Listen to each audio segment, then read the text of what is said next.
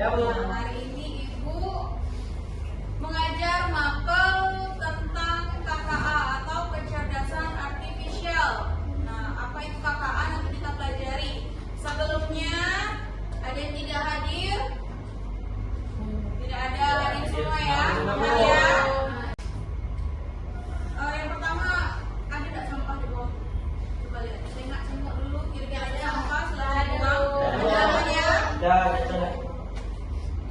Terus hari ini kita akan belajar tentang kecerdasan artifisial atau kecerdasan komputasional yang disebut dengan KKA. Mungkin kalian di sini agak asing dengan bahasa KKA. Mungkin kalian lebih familiar yang namanya AI. AI, pernah dengar kata AI?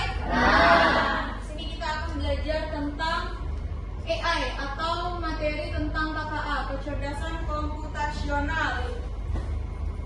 Jadi kalian sudah pernah dengar nih apa yang disebut dengan AI? Apa itu AI?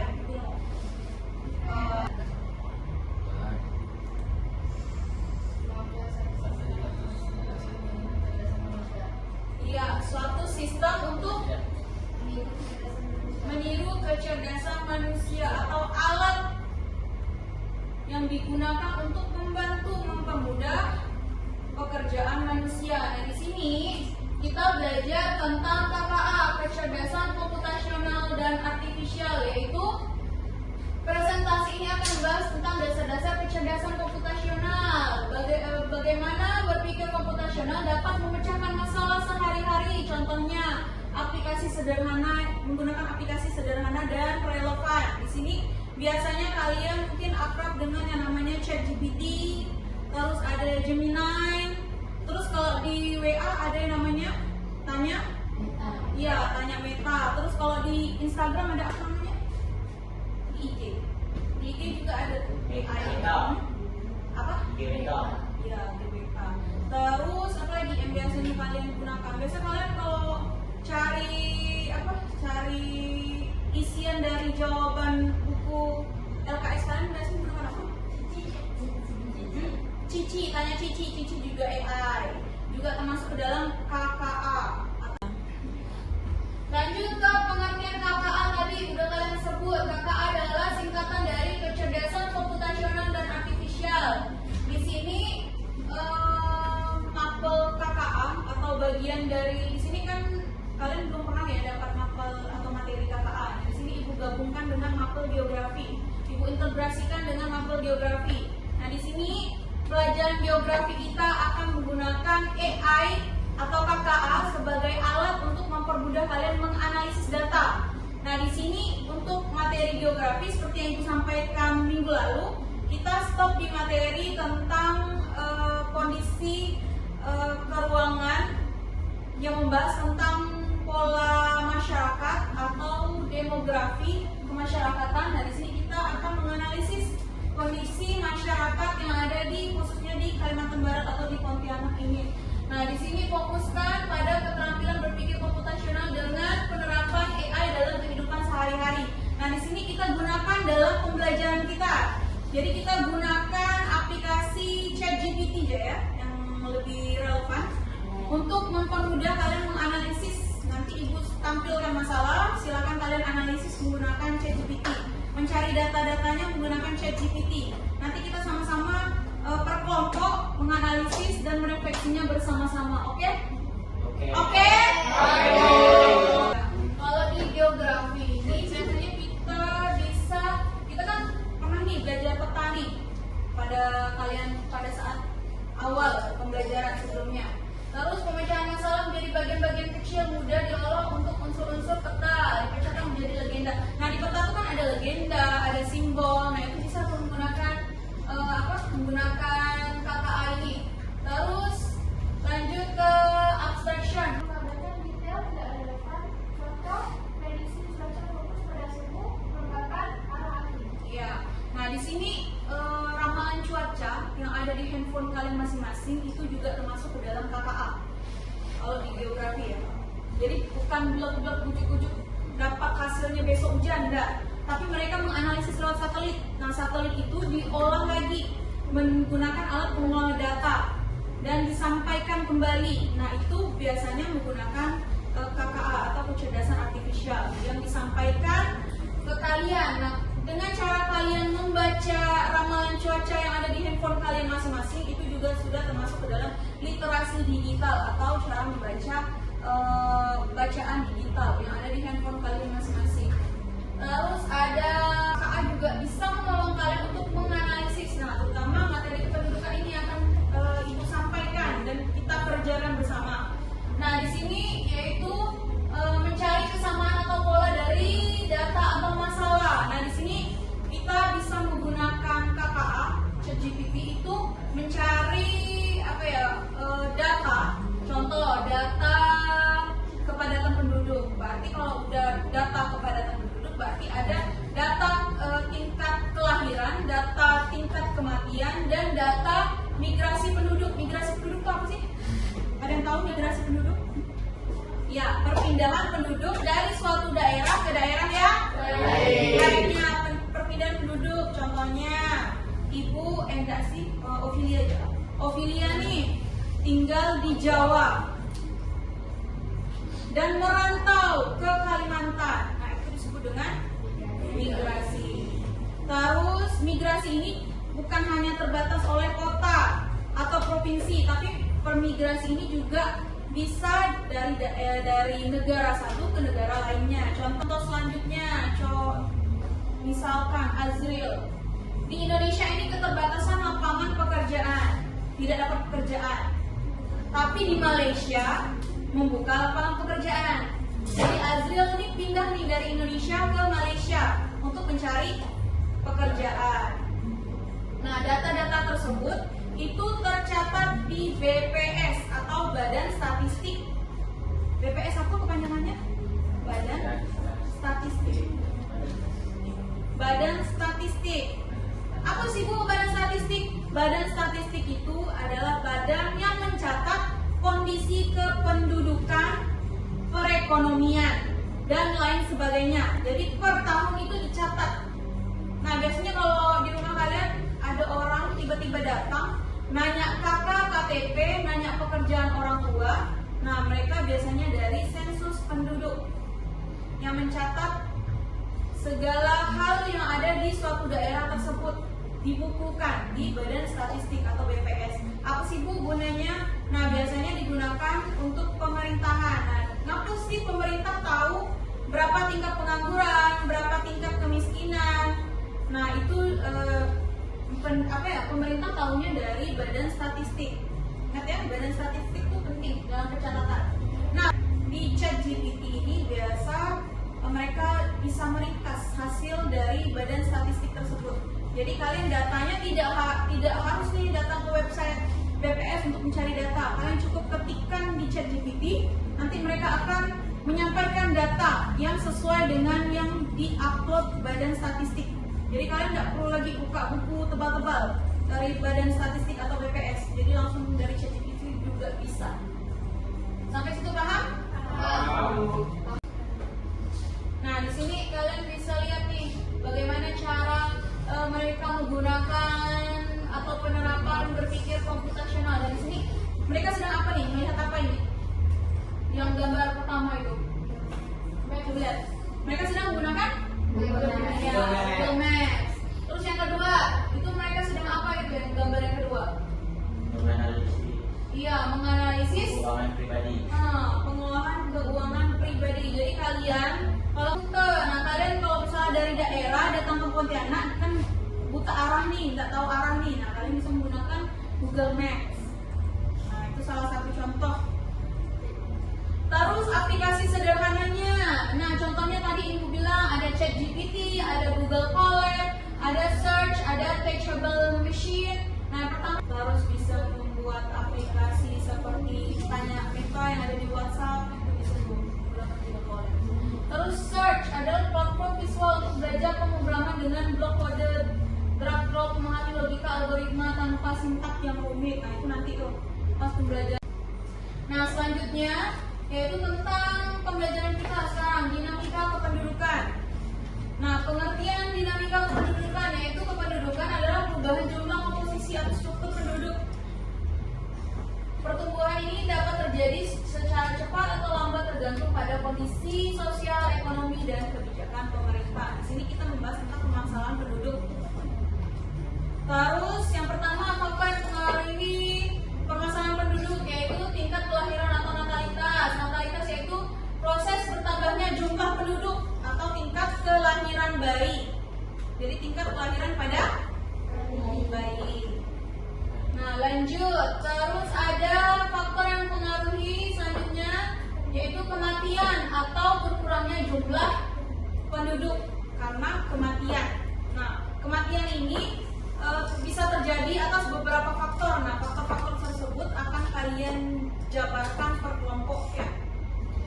Terus lanjut, faktor yang mempengaruhi perpindahan penduduk selanjutnya yaitu migrasi atau perpindahan penduduk dari suatu daerah ke daerah yang lainnya. Nah, di situ ada faktor pendorongnya apa, faktor penariknya apa. Nah, nanti akan kalian sampaikan pada lembar jawaban atau LK yang akan kalian buat melalui ChatGPT. Oke? Oke, Bu. Nah, selesai. Nah, di sini coba kalian catat kelompok 1. Nah, kelompok 1 yaitu menggunakan KKA, catat.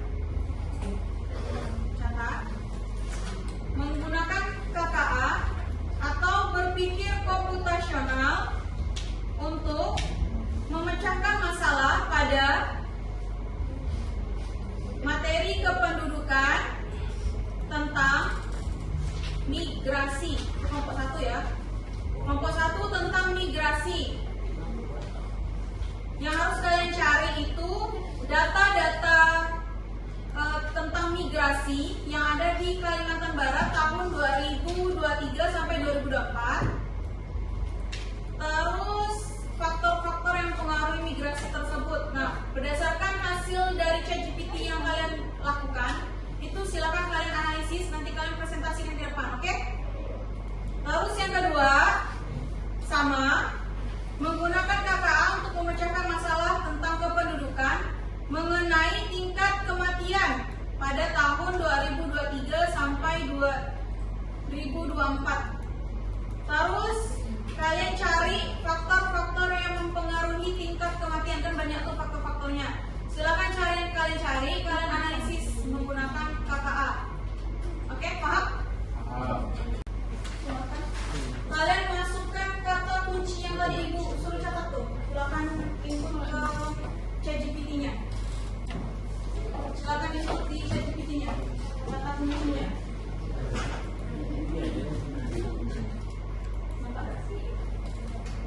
Kalian catat tadi itu kata kuncinya, silakan masukkan ke ChatGPT-nya. Kalau ada yang enggak tahu, silakan ditanyakan.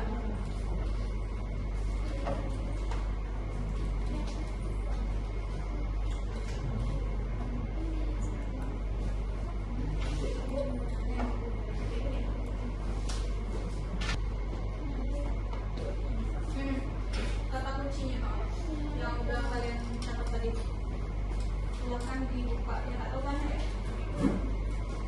Kelompok lah nih agak kumpulan berkelompok, agak rapat sedikit. Bisa.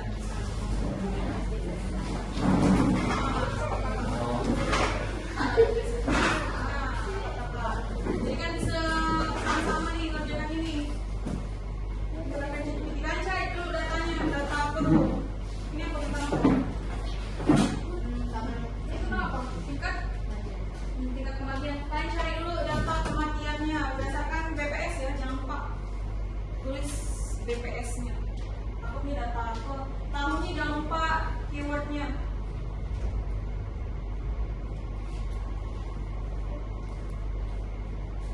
Jangan hanya main HP.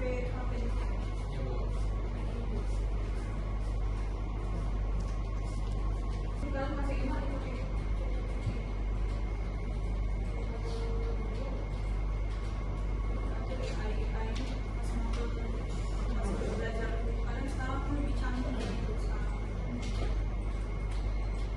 Cuman selalu tekankan kalau menggunakan ChatGPT atau KKA atau AI itu gunakan secara bijak.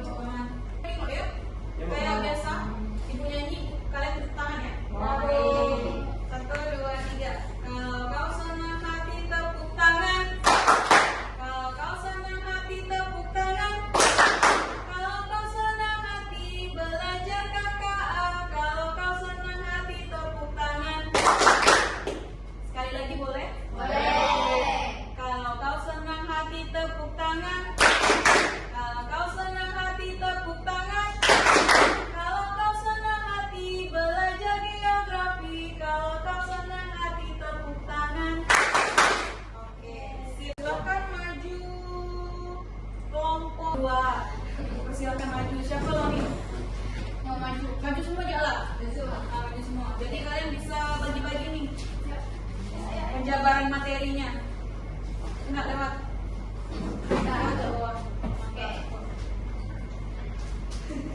Kelihatan nggak tulisannya?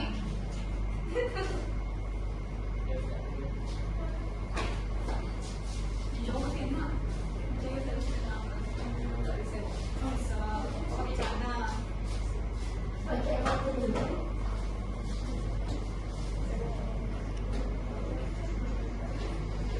Silakan. Assalamualaikum warahmatullahi wabarakatuh. Waalaikumsalam warahmatullahi wabarakatuh. Kami dari kelompok 2 ingin mempresentasikan hasil diskusi kami yang akan dibacakan oleh teman saya. Belum ya? Terus aku tahu. Baiklah, Silakan Romeo. saya Muhammad Romeo Alkani ingin membacakan LKPD dari KKA berpikir komputasional untuk memecahkan masalah pada materi kependudukan. 1. Siswa dapat memanfaatkan KKA untuk mencari data tabel tingkat kematian di Kalimantan Barat pada tahun 2023 sampai 2024. Silakan di-screenshot ke data D. 2. Berdasarkan data tabel tersebut, siswa dapat mencari faktor yang mempengaruhi tingkat kematian yang ada di Kalimantan Barat pada tahun 2023-2024. 3. Siswa dapat menganalisis hasil dari pencarian data dan mengetahui cara untuk mengatasi permasalahan yang ada sesuai dengan hasil analisis. Nah, ini hasil screenshot dari kelompok 2. Silakan dibacakan kelompok 2 apa hasil dari screenshotan pembelajaran kalian, analisis kalian. Silakan dibacakan. Berikut tabel tingkat kematian keseluruhan penduduk dari tahun 2023 sampai 2024 per daerah, kabupaten, kota di Kalimantan Barat berdasarkan data BPS Kalimantan Barat. Kelihatan enggak nih kelompok 1? Kelihatan. Kabupaten atau kota Sabas. Angka kematian di 2023-nya adalah 4,1 jiwa. Dan 2024 angka kematiannya mencapai angka 4,2 jiwa. Kira-kira dari Kabupaten Sabas sih meningkat atau menurun? Meningkat. Ya. Meningkat. Terus ibu minta bacakan lagi yang ada di Kuburaya nih, Kuburaya. Coba lihat Kuburaya. Kuburaya. Tingkat kematiannya di tahun 2023 6,3 dan tingkat kematiannya di 2024 6,4 Meningkat menurun? jiwa. Meningkat. Meningkat. Sangat besar. Coba di Pontianak. Pontianak. Di kota Pontianak, di bawah Kuburaya. Pontianak kota. Di tahun 2023 tingkat kematiannya 6,5 jiwa. Di tahun 2024 tingkat kematiannya 6,6 jiwa. Terus selanjutnya untuk jawaban nomor 2 apa? Jawaban nomor 2. Jawaban nomor 2. Berdasarkan data di atas, faktor yang mempengaruhi tingkat kematian yang ada di Kalimantan Barat pada tahun 2023 sampai 2024. Berdasarkan data tingkat kematian keseluruhan penduduk di Kalimantan Barat tahun 2023 sampai 2024 yang menunjukkan peningkatan tipis di hampir semua kabupaten kota. Beberapa faktor yang kemungkinan mempengaruhi tingkat kematian tersebut antara lain: 1. Faktor kesehatan dan penyakit. Penyakit menular seperti tuberkulosis, malaria, dan penyakit infeksi lain masih cukup berpengaruh di daerah-daerah tertentu. Penyakit tidak menular atau PTM seperti hipertensi, diabetes, dan penyakit jantung yang meningkat seiring perubahan gaya hidup. Kurangnya akses atau keterbatasan layanan kesehatan di wilayah terpencil yang menyebabkan keterlambatan penanganan medis. 2. Faktor sosial ekonomi. Kemiskinan dan tingkat pendidikan yang rendah dapat menghambat akses masyarakat terhadap pelayanan kesehatan dan pola hidup sehat. Kondisi sanitasi dan lingkungan yang kurang baik, misalnya ketersediaan air bersih yang terbatas. 3. Faktor lingkungan dan geografis. Wilayah Kalimantan Barat sebagian besar berbukit dan hutan. Dengan daerah-daerah terpencil yang sulit dijangkau menyebabkan akses kesehatan menjadi terbatas. Perubahan iklim dan bencana alam seperti banjir atau kebakaran hutan yang berdampak pada kesehatan masyarakat. 4. Faktor demografis. Struktur umur penduduk dengan proporsi lansia yang meningkat dapat meningkatkan angka kematian. Mobilitas penduduk yang tinggi juga bisa berkontribusi pada penyebaran penyakit. 5. Faktor infrastruktur kesehatan. Ketersediaan fasilitas kesehatan dan tenaga medis yang belum merata di seluruh kabupaten atau kota. Program-program kesehatan masyarakat yang mungkin belum optimal dalam menjangkau semua lapisan masyarakat. Jadi peningkatan tingkat kematian di Kalimantan Barat pada tahun 2023 sampai 2024 kemungkinan disebabkan oleh kombinasi dari faktor-faktor kesehatan, sosial ekonomi, lingkungan, demografi, dan ketersediaan layanan kesehatan. Untuk penanganan yang efektif, perlu adanya pendekatan multisektoral yang melibatkan pemerintah daerah, tenaga kesehatan, serta masyarakat setempat. Nah, boleh kasih upload dulu buat kelompok 2 ya. Selanjutnya hasil analisisnya yang belum dibacakan kan, kelompok 2. Silakan hasil analisisnya apa dari kelompok kalian? Jadi hasil Bentar, siapa yang baca selain Romeo? Najla, boleh Najla? Silakan Najla. Hasil analisis kelompok kami, berikut beberapa cara mengatasi permasalahan yang dapat menyebabkan meningkatnya tingkat kematian di Kalimantan Barat. Berdasarkan faktor-faktor yang telah disebutnya. 1. Peningkatan akses dan kualitas layanan kesehatan. Perluasan jaringan layanan kesehatan di daerah terpencil, termasuk pembangunan puskesmas dan posyandu yang memadai.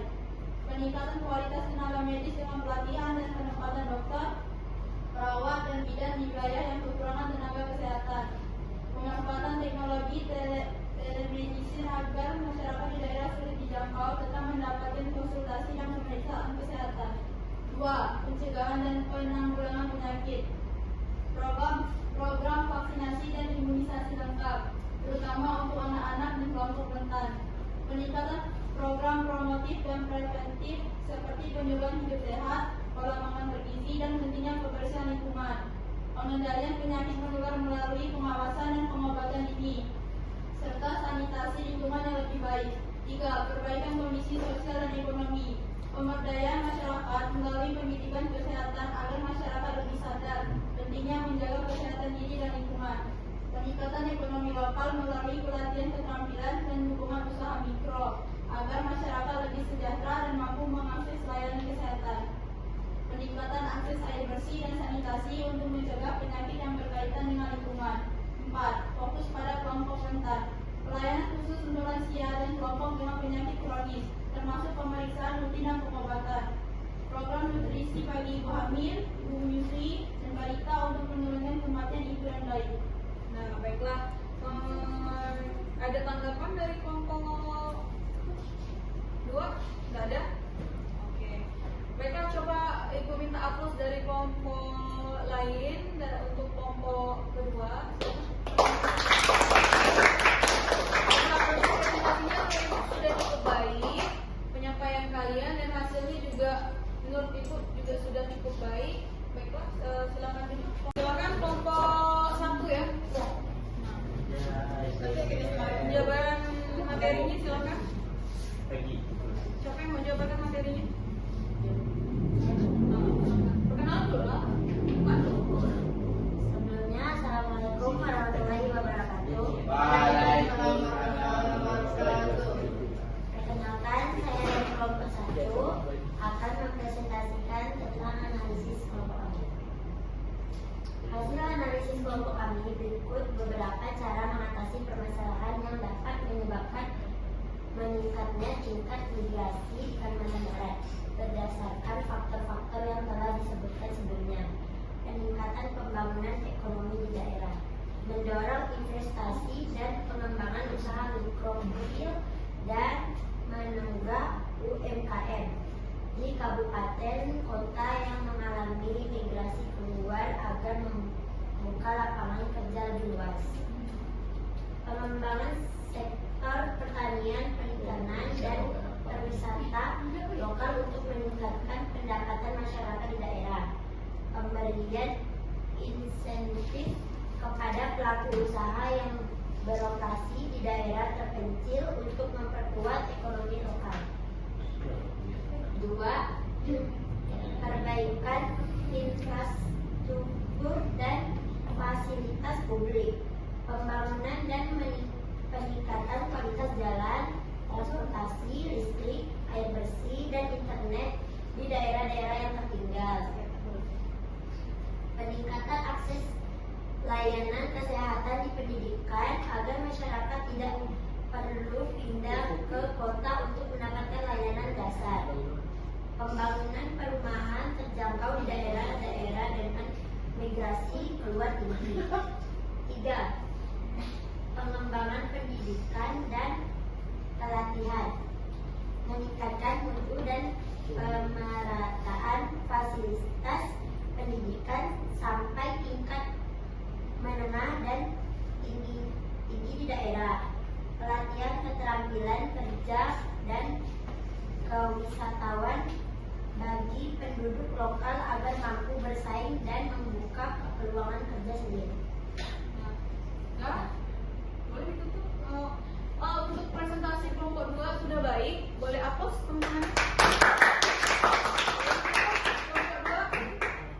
Sekian dari kelompok saya. Maaf jika ada salah kata. Assalamualaikum warahmatullahi wabarakatuh. Waalaikumsalam warahmatullahi wabarakatuh.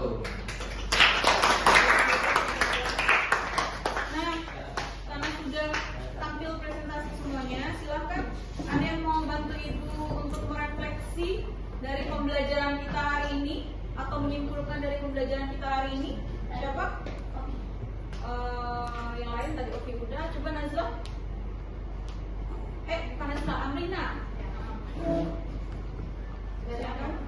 Proses ini memudahkan saya untuk membuat algoritma penyelesaian masalah, misalnya menggunakan perangkat lunak pengolah data untuk menganalisis tren kependudukan dan memprediksi sederhana. Saya menyadari bahwa keterampilan ini sangat bermanfaat, terutama untuk memahami persoalan kompleks secara logis, efisien, dan berbasis teknologi. Ya. Nah, berikut kesimpulan dari kegiatan kita hari ini. Terima kasih kita sama-sama sudah ingin belajar. Baiklah, sekian dari pembelajaran Ibu hari ini. Kita ketemu minggu depan. Ibu akhiri. Assalamualaikum warahmatullahi wabarakatuh. Terima kasih, hati-hati di jalan. Waalaikumsalam.